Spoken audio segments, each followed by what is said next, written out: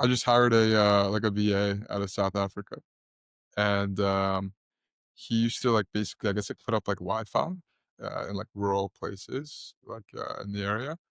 And he said that he's been held at gunpoint 6 times in the last 2 months. Brutal, brutal. It's insane. I was like, you're safe here, brother. You'll be in your home, your apartment. It's gonna be better. Yeah. Oh my It's gonna be good. God. No, Yeah, no, no. You're the Okay. one holding brands at gunpoint. You're saying you're going down for copying this other brand. exactly, Right? Yeah. exactly. Wait. Sorry. Is that what you do now?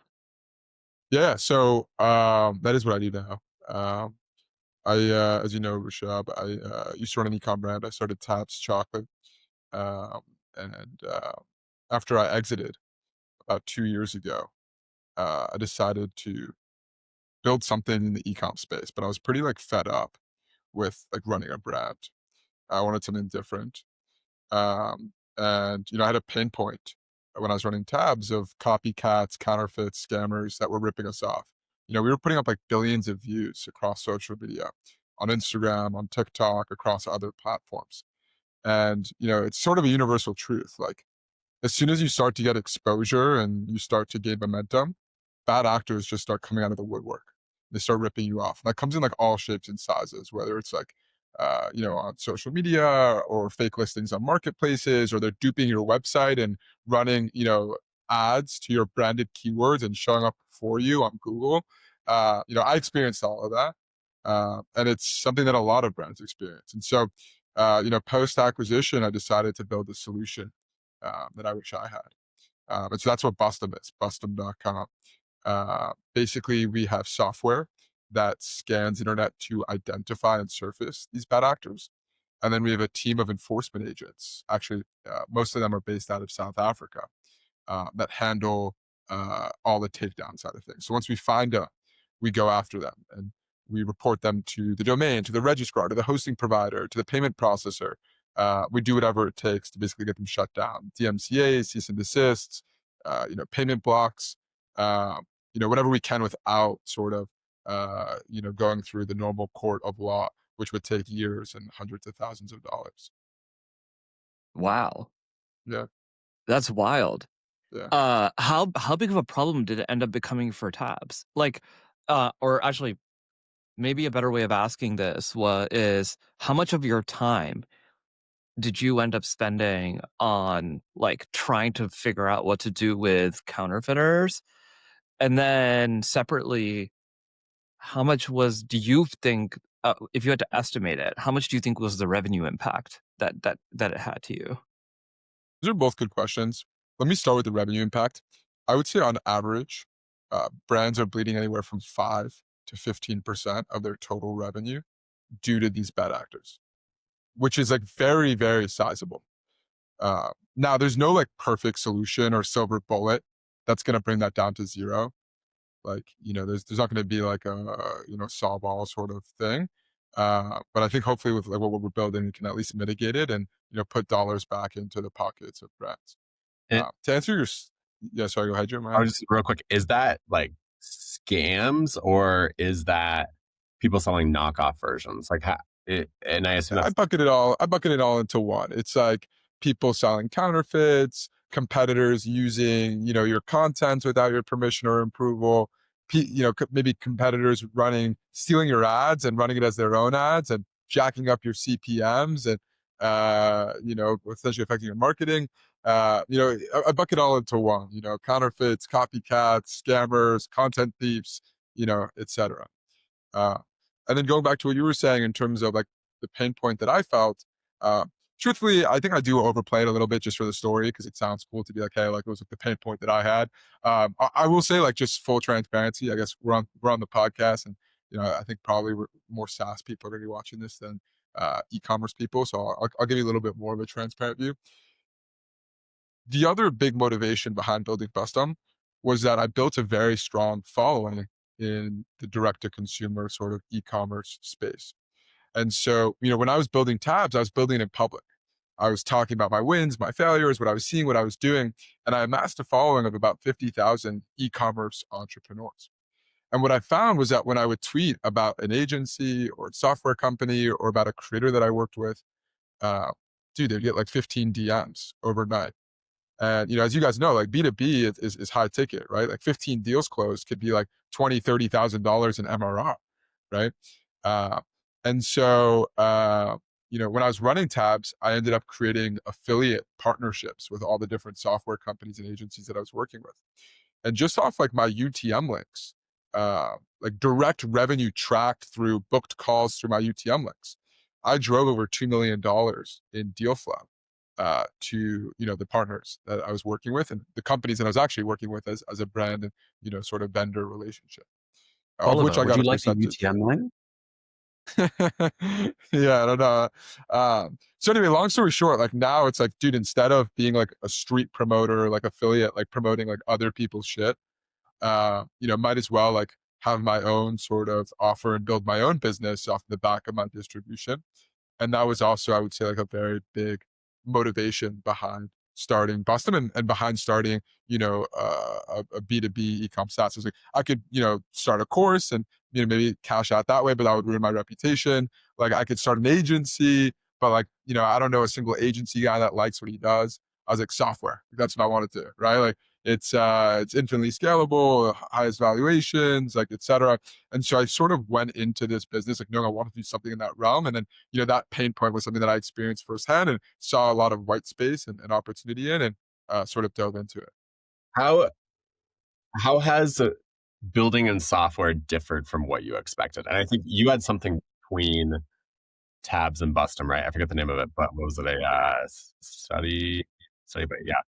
So I'm curious, and I'm sure you learned a lot in that process. But yeah, how is that different from what you expected coming from the brand side?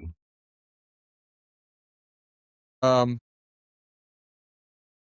would say like two things like stick out to me. Um, One is that like it's super fucking slow. Like, I mean, I don't have a dev team probably like you guys. Like, I don't have like 14 people like on my dev team. Like, uh, we have a one man, dev shop currently, and I'm hiring my second, full time engineer. Um, so I think that contributes to it. But even people that I do that know that run larger operations and have more headcount and people, it's like it's wild how like everything just adds weeks or months to like the roadmap, and things that should be like intuitively like an easy fix or should be like very low lift just inevitably end up getting dragged out. So that's one thing that I would say is like very challenging. I'm a non-technical guy.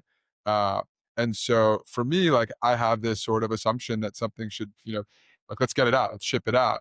And it always takes 3 or 4 times longer than they say it's going to take, and then that we think it's going to take. And I constantly sort of like feel like behind like the 8 ball in a sense, where I'm like 2 months away or like 3 months away from like having the product that's in my head like be what the customer's actually using or seeing. So I say like that's like super challenging and frustrating going from like e-commerce to software. Uh, the second thing I would say is that like in ecom, you sort of have a product and then it's about like selling the product, right? Like you have the product in hand, like, and you don't really make a lot of like adjustments or refinements or anything after you have the product. Like, if you look at like, I don't know, like Manscaped, for example, or like even like Apple, it's like the iPhone 17 is the same shit as the 16, which is the same shit as the 15. I mean, maybe Apple's a bad example because they actually do innovate. But if you look at like most physical products, right, it's pretty much like the same shit. Like maybe it's a little bit of a tweak here, 1 year to the next. But the reality is with ecom, it's very hard to iterate. Because A, you have to sell out of all your inventory, and then B, it's like you got to change the formula, and then you got to like, get it, and you got to make an adjustment, and it goes back to China, and there's a 3-month lead time, and then it ships for 2 months. So it's sort of one of those things where, like you have a product and you sell the freaking product, and then your goal and your job is just like marketing and distribution, and that's like sort of your singular focus. With SaaS, it's way more iterative. Like you're constantly, right? Like shipping new features, changing things, optimizing, getting customer feedback. Like it's just constantly evolving. And so you're sort of playing two games, which is one, like the product game, but then two, like still like the marketing and distribution game, which is like a lot more challenging. Like a lot more challenging. Yeah, because your TAM is smaller. Yeah. Yeah, it's It's interesting. I feel like the biggest shift when, as you were saying this, that like I was starting to sort of see in my head is like when you're doing this like consumer marketing game, like you just have lots of opportunities because you can say like I can take this angle with this audience, this angle with this audience. Not that it's easy, but you have more opportunities because your TAM generally is like a lot larger, right? Like for you with tabs, your TAM is like every adult basically, and so the like ways that you can kind of try to attract those people is just very wide with especially B2B ecom SaaS. It's just like, all of a sudden the world becomes like this big. And somehow you have to do distribution in a world this big. Right. And so it's like a totally different, um, I would imagine it's a totally different distribution mindset, than how you were thinking about tabs, which, yeah, I'm curious, like what tactics are you able to borrow and what tactics are you not able to borrow from like what you did in tabs? It's a good question. Uh, I think I think in a large way, like I'm starting scratch and I'm starting from like fresh, like to your point, like marketing towards educated business professionals is very, very different than putting out brain rot bullshit on TikTok, targeting like brain dead like 18 to 22-year-olds. Right. Like it's a completely different audience.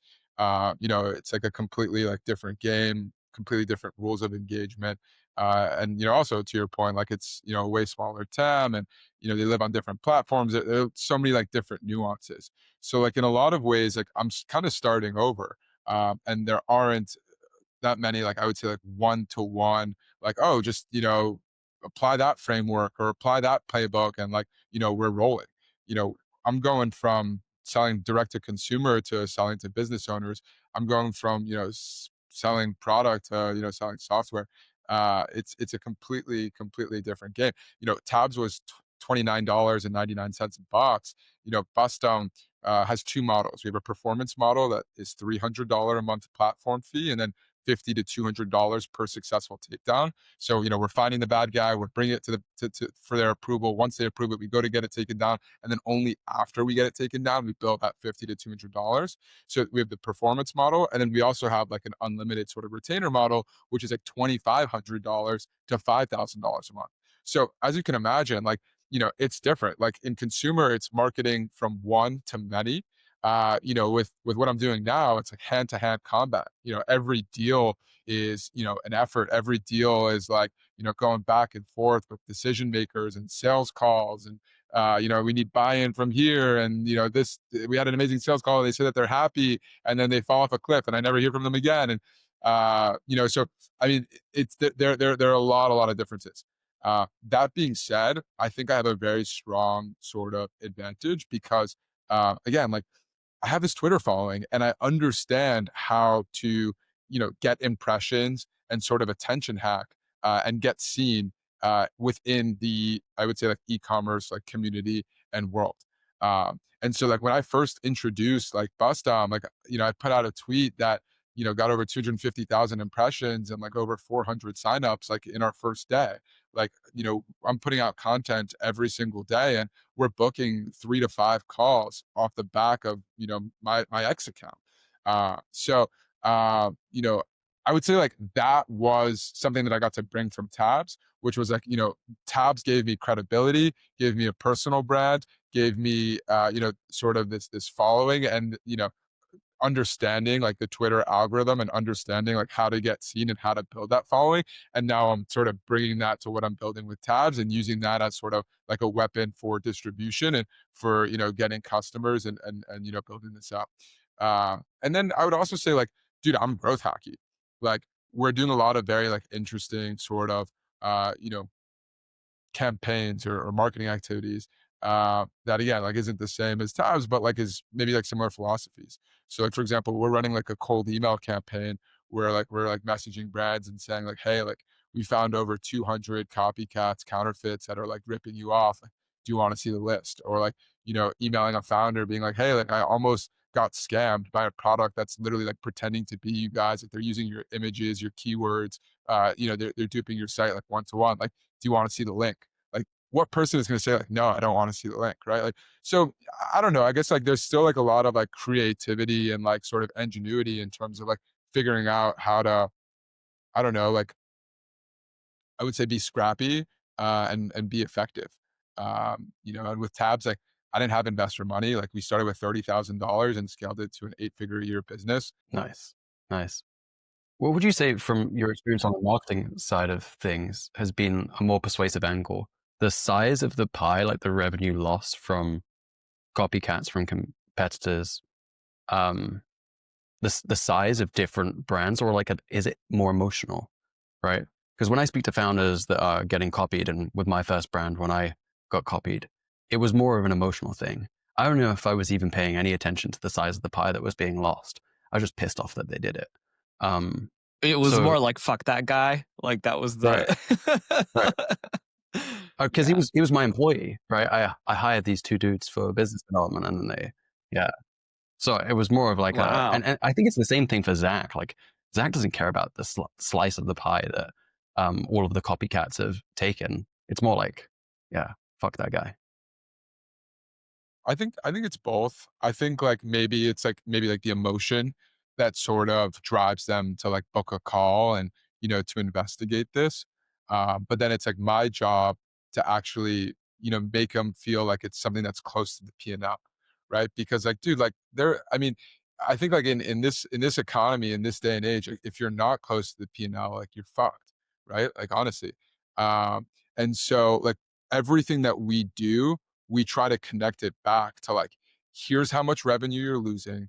Like, here's how much like revenue we're recovering, which by the way, might be a stretch. Like we're not actually like recovering that money. It's like, but the sort of stretch that we make is like by taking down this bad actor that we calculated is getting $2,000, dollars a month from you, we're putting that back into your, to your pockets. Like, we're trying to sort of frame everything that we're doing, bring it directly to like, here's how much money we're recovering you. Here's how much money we're putting back into your pockets. Here's how much money is getting stolen from you. And by basically doing that, I think that we're able to, justify, charging them what we charge, and, ultimately being something that's like not like a nice to have out of like ego or vanity, but rather like something that like is, super important for the business and a no brainer. And so like, I want to sort of like guarantee like a 5x ROI sort of thing, where it's like whatever you're paying us, like, we guarantee it's going to be, 1/5 of whatever money we're putting back into your pockets. And as soon as you start framing things like that, I think, retention increases, customer satisfaction increases, and you're able to push people that maybe were on the edge that may come from, an emotional way, to actually being locked in for the long term. I think that's so important. I'm not sure if you guys are seeing all of the tweets that came out recently. Taylor Holiday was talking about, how people are pricing SaaS, how they're anchoring the price of SaaS against Shopify or anchoring against Judge.me. Man, you don't want to get anchored against Judge.me. So I think it's so important to show people exactly how much money they're making and give them a denominator, right? Like, what is the cost from? I think that tweet, yeah. I like, first of all, Taylor's just playing the X game, which he does really well. But like buried in his tweet is like so much nuance that it's like an impossible thing, because there's this question of value, and as soon as you say the word value, now you're like opening yourself up to all sorts of interpretation, right? So like I actually agree with Oliver's view, which is like, hey, if I can teach you the business case, meaning like it is my job to teach you how to think about the business case and say like, here's the value and here's the cost. Anything over $1,000 a month at this point, at least in e-com world, requires a business case. I'm not totally sure about other worlds. I suspect that anything that's like over 10K a year, you basically have to give a business case to whoever is responsible for your procurement or your finance, whatever it is. But everybody needs a business case. The problem is like, who who is doing the value side of that business case. And if it's not the vendor, then yeah, you're going to be compared against random things. Like that's the actual core problem with all of this. And also why a lot of SaaS companies don't put their price on their website, because what you're doing is you're providing cost without providing value, right? Right. And that's the big issue. So like when people complain about like why is your price not on your website, it's like, because then there's no conversation, right? Yeah, I Like mean, you're gonna we also split tested it, and I'll tell you that conversion rate, took a massive dump when I put the pricing on the website. So there's your answer too. It's interesting. Yeah. Yeah, I do think one aspect of this though is as more SaaS providers start to publish, say, hey, you're getting a 5x ROI on this, or a 10x ROI on this, or a 20x ROI on this, there's a point at which the brands stop believing that. Does that make sense? Like there's even Stamped, one of our products, Repeat. Basically, like we can show you the amount of revenue that is being driven by these Klaviyo flows that you can implement using this technology. And we've had brands who churn with a 30x ROI. And it's just because like they don't actually think that it's a 30x ROI, right? Like even though you can show them the revenue numbers being driven by this, they're saying, well, okay, but like there's other ways I could do this thing potentially, right? Yeah, so then I think it's like your job, like in order to show them though that like that it's real, right? Like anybody could say that you're getting a 10x ROI or a 5x ROI. Like we show like the brand like the formula for how we're capturing like that revenue that we're estimating. So like I would say like that's like really important. Like we have full transparency. Like here are the inputs that we're taking. Like here's like the tools that we use to estimate revenue. If we can't get it, to the nearest dollars, we're using, extrapolation of traffic times conversion rate times AOV. And, these are inputs and sliders that you can build. And so like ultimately, like, in order to stand out, I think like, you got to be convincing. Like just slapping a 10x ROI isn't good enough. Like you gotta go a step further. And then, beyond the ROI, I think like you need to be like irreplaceable, right? So it's like if somebody isn't using Bustem, like what are they using? And the answer is like a VA, which like sucks because the VA has no idea what they're doing. They don't have any technology. They're not finding things. They don't know how to do the takedowns. It's going to cost you more than it's actually going to help you. Or a lawyer, which is going to charge you what we bill you for a half an hour call, right? And so I think being like having like an edge in some way, shape, or form beyond just like pricing or like an ROI is also super important. And I think that becomes very tough now that like a lot of SaaS is becoming commoditized for sure. I actually think your second point there is the more important point. You need the ROI, but you also need it to be hard to replace that. If you don't have both, it doesn't matter what the ROI is. Yeah, agreed. yeah. Agreed. There's also visibility of it as well. By the way, I wonder if like, sorry, Rishabh, just before we move into the next thing, I wonder if like the visibility of the ROI that you're stating, right, and that you're explaining, so there's that transparency piece, so it's believable, right, it's acceptable. Where is it placed? Like I haven't been in Klaviyo in a while, but it used to take a while to find out, what you were making from Klaviyo. Maybe it's right there on the dashboard now, and then maybe on the way out, right, as well. When they're churning, it's like, do you actually want to lose this ROI, right? Like where we're positioning that ROI and putting it up front and center, I think is important too, right? If it's on the vertical menu, nested under like a few different products that like no one goes to because it's not where you're like operationally existing in your app, then yeah, it might as well not be there. I try to put that like dollar figure in like everywhere that we like message and interact with the customer. So like we have like basically we find bad actors and then we have like a place in our platform where it's like in review. Okay. And then in the review section, there's each bad actor and then they can approve us to go ahead and do the takedown or they deny it. For each card, there is like, here's how much money you're losing due to this bad actor. Do you want to approve it or deny it? Right? For every single card. Then there's also like sort of gamified on the top, like across all the cards, here's how much you're losing, right? Like, and here's how many. Then we also have like Slack channels with every single one of our clients. We have an automation that goes from the platform into Slack. And so we message them every day like, here's how many takedowns we got you, and here are all the takedowns we got you, along with the estimated revenue that you were losing that we're there for recovering every single day. We send a Slack automation whenever they have 15 bad actors for review, along with the estimated revenue that they're losing. Hey, if you have 30 bad actors that you need to review, you're losing potentially $30,000 a month. Click to needs review in order to go ahead and get it. We give weekly reporting and monthly reporting. And again, like, the dollar amount is so, so, so important. I'm like working with like my designer right now. Yeah, go ahead. Sorry, I have to Yeah. ask. Yeah. By month 3 of being on your platform, are your customers on average either churning or upgrading, basically?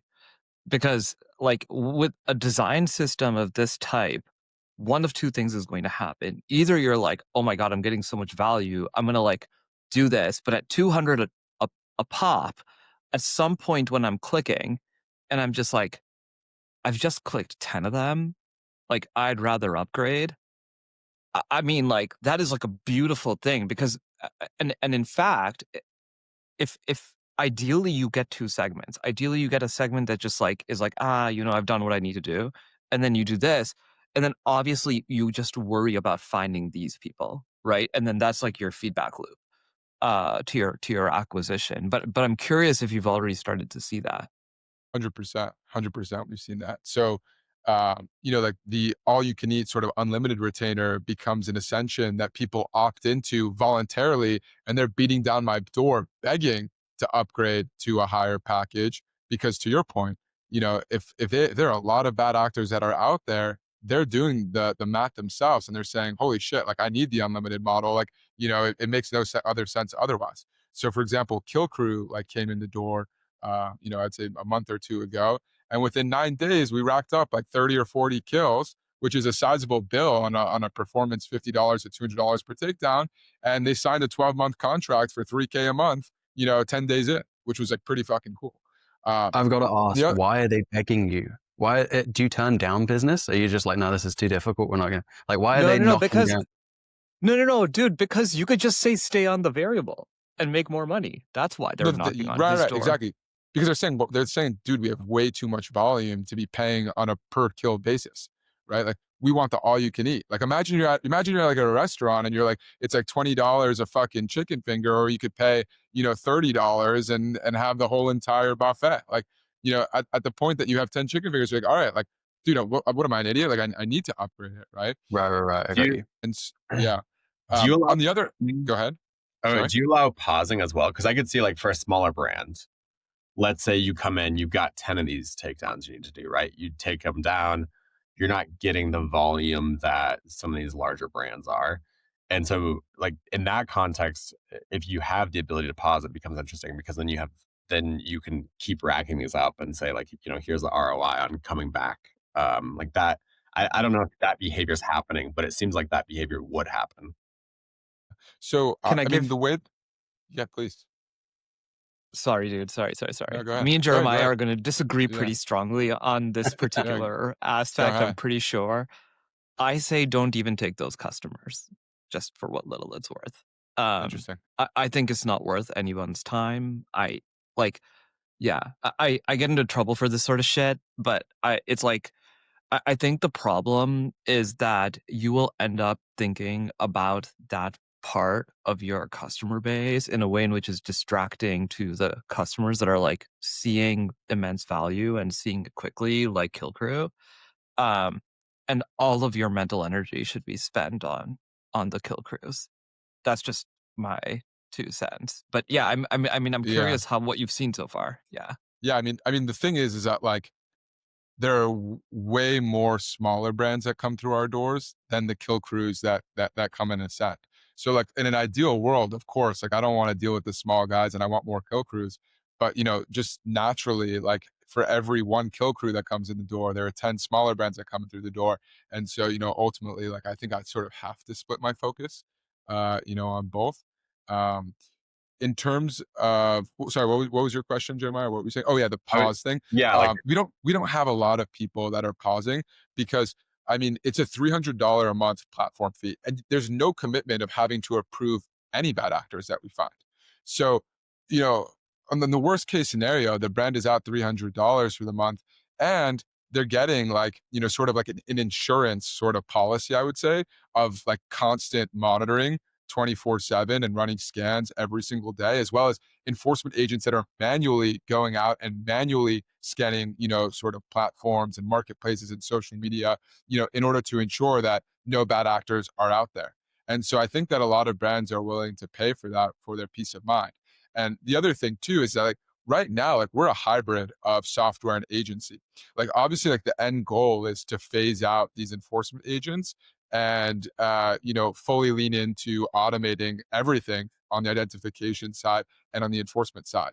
And when that happens, we'll be able to drop that monthly monitoring fee, substantially down, potentially even to zero, where we only have two models, which is, you know, monitoring for free, which becomes the lead magnet where everybody's going to sign up for that because it's a no brainer. You get information and alpha and alerts when bad actors are ripping you off, and then you only are paying when we're actually getting a successful removal. And then if you are a kill crew and you have a lot, you can go on that unlimited sort of retainer, and it also makes sense. So that's sort of like the future vision of where Bustem's going. But right now, like our technology just like isn't fully there yet. And truthfully, like the technology is very hard to develop because you need to build scrapers to scrape platforms that don't want to be scraped. And so it's certainly challenging to say the least.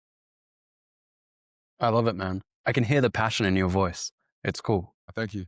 Well, I'm also half Italian, so that's how I speak.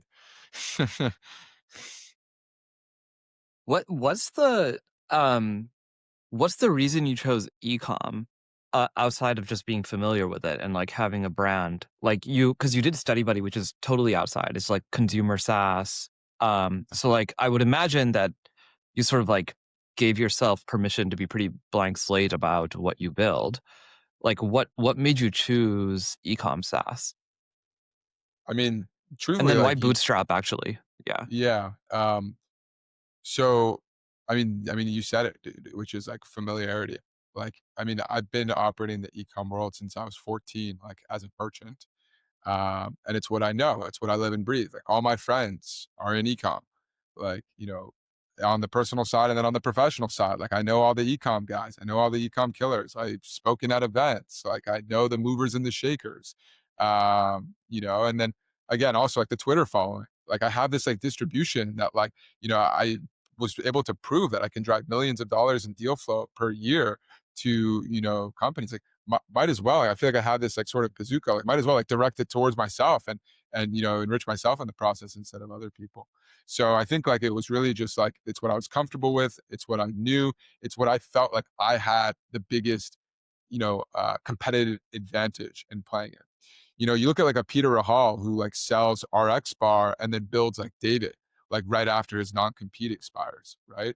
It's like that's compounding. Like he's playing the same game like over and over again, and he's going even bigger than he went last time. For me, like truthfully, like maybe I should have stuck to e-commerce. I should have maybe like built another sort of like TikTok viral, CPG brand. But I was very burnt out. I didn't want to do that. I wasn't in love with just like, like shilling like bullshit on online. Like I wanted to do something that I was a little bit more passionate about, something that was actually solving a bigger problem, something that was, more product focused, more value driven than marketing.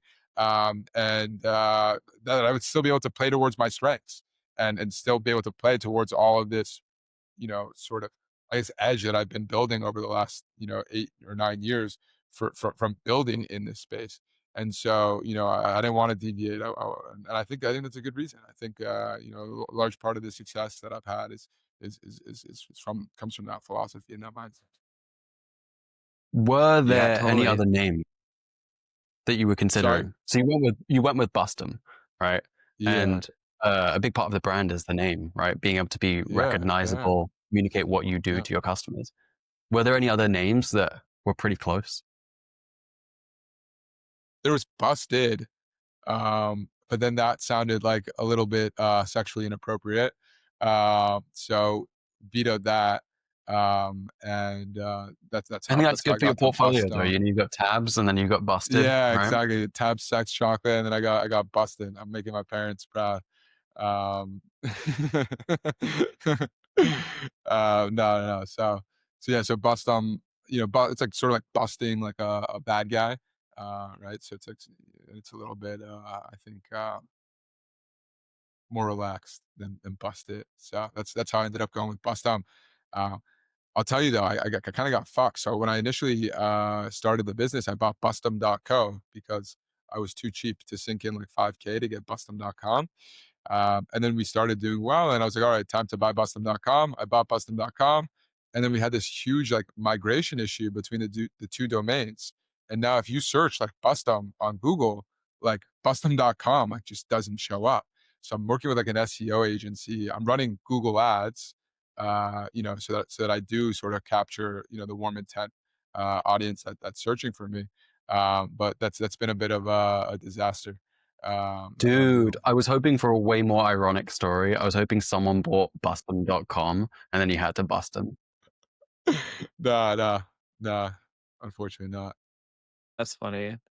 Do you think we've talked about this before because like, you know, Jack, Zach all had like ecom businesses before. Um, if you had to gauge like on what dimensions ecom is harder or easier and on what dimensions SaaS is harder or easier, like what would you say are the aspects of running an ecom business that are harder? And then on what dimensions is running a SaaS business harder? I think I mean, I can give a lot of answers to that question, but I think like the biggest thing that stands out to me is that like with B2B, it feels like your output is more directly correlated to your input. Where it's like when you're running like a B2B sort of business, like it feels like the harder you work and the more you hustle and the more inputs you put in, like the more that you're going to get out. It's like the more sales calls that I make, the more tweets that I put out, the more emails that I send to brands, the more meetings that I have, like things just feel like more like directly correlated one to one. Like it's very like easily sort of like calculated, right? It's like here's how many emails I know I need to send. Here's how many respond. Here's how many book call. Here's how many I can close times this amount. Like it just feels like more sort of like predictable and also like maybe even a little bit more rewarding, as a result, because you know that all of that hard work is like going to create like an amazing outcome. Whereas like e-commerce is like sort of like its own beast. It really is. And with e-com, like some of my biggest months were months that like I didn't expect it, or months that came from like a decision that from 4 months before, to work with somebody or to do something or not do something.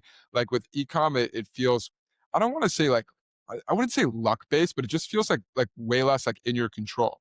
Like having the right product, and I mean, I guess having the right product in any business is helpful, like, don't get me wrong, but like in the ecom, like particularly, it's like you could be operating and doing a really good job, but it's just like, maybe not the right vehicle. Whereas like in B2B, like I feel like you can more easily like brute force your success and more like sort of, hustle your way into like building something of value. I'm curious, do you guys agree with that take, or what do you guys think?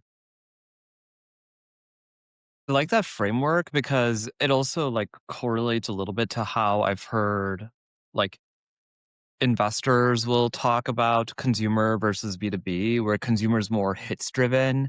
It So yeah, is. luck I think so luck I too. think is not the right word. It's more like Yeah. hits driven and or Yeah. moments driven. Yeah, or it's like you're like behind the right tailwind, or like like in the right vertical or category at the right time, or you were like, for me, like tabs, like I was super early on TikTok organic, and that was like a massive part of like my success.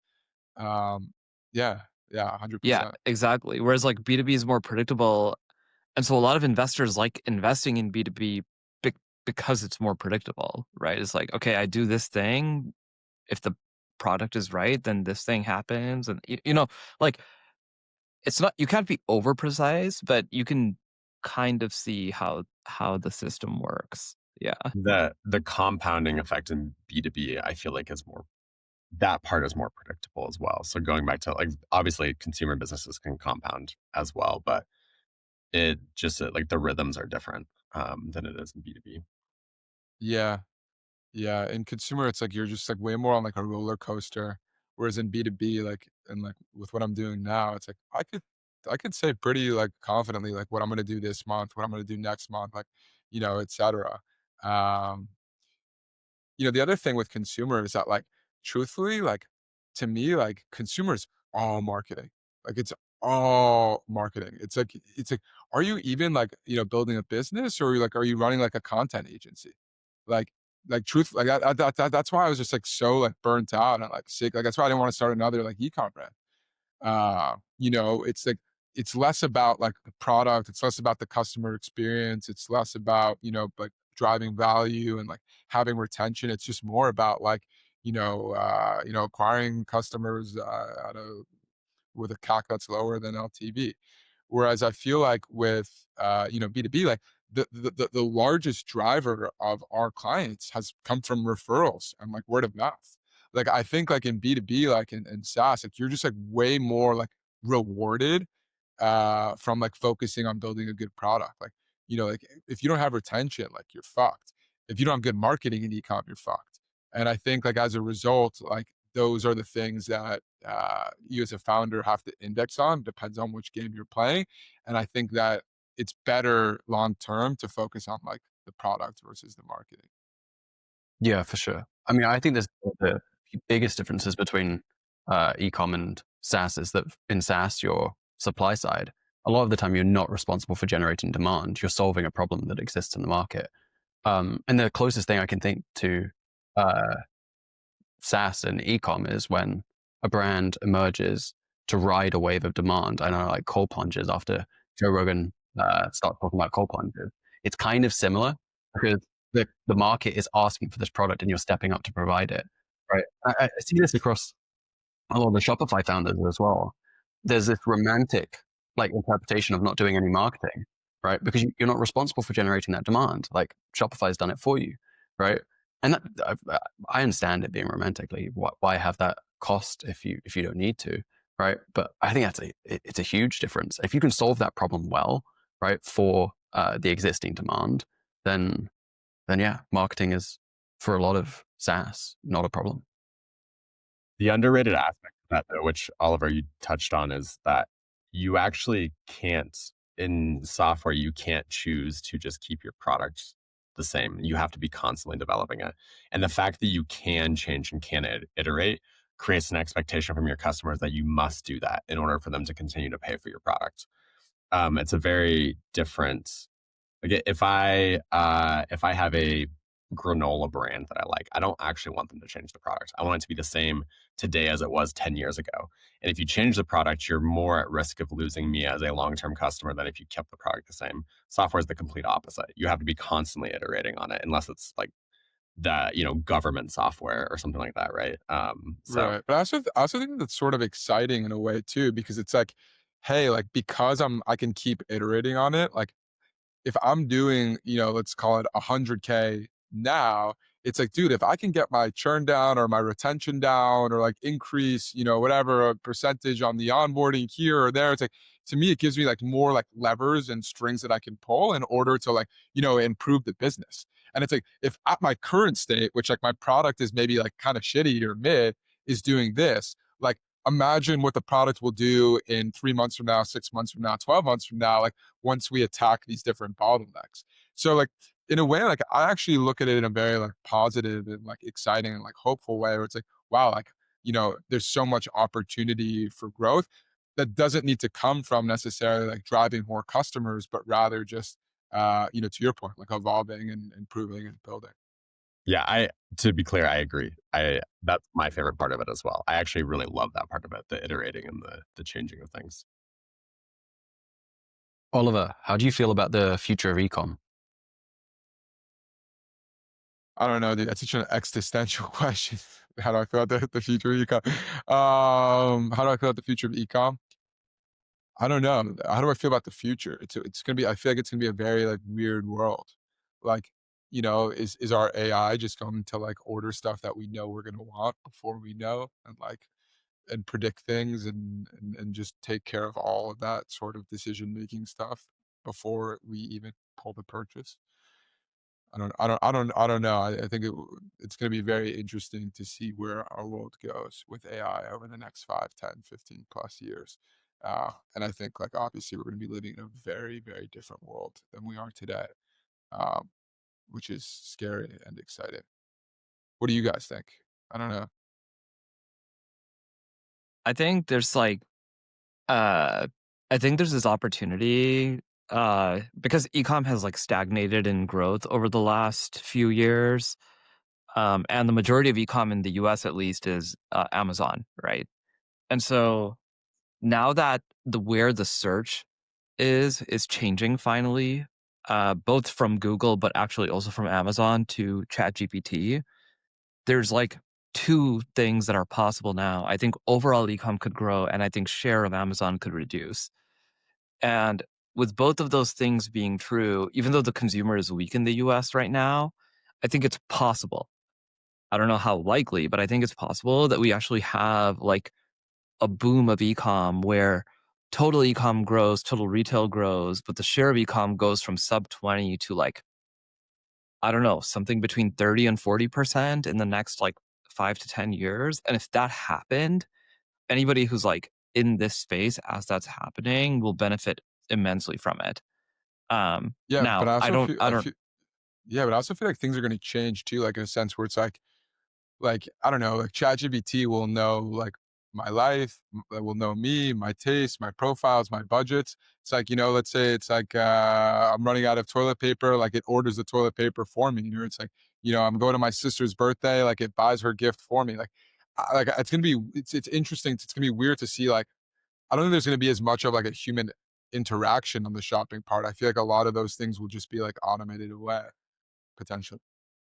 totally.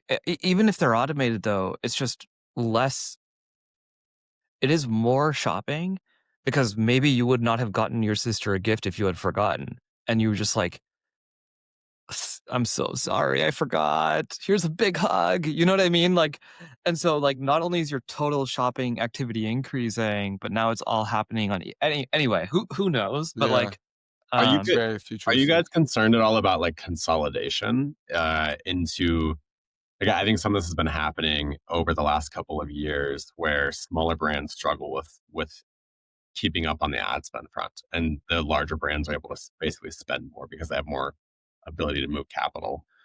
Um, I worry a little bit about what that could look like in the context of AI, where right now, in theory, on Meta, 100 different brands could show you an ad in a specific category.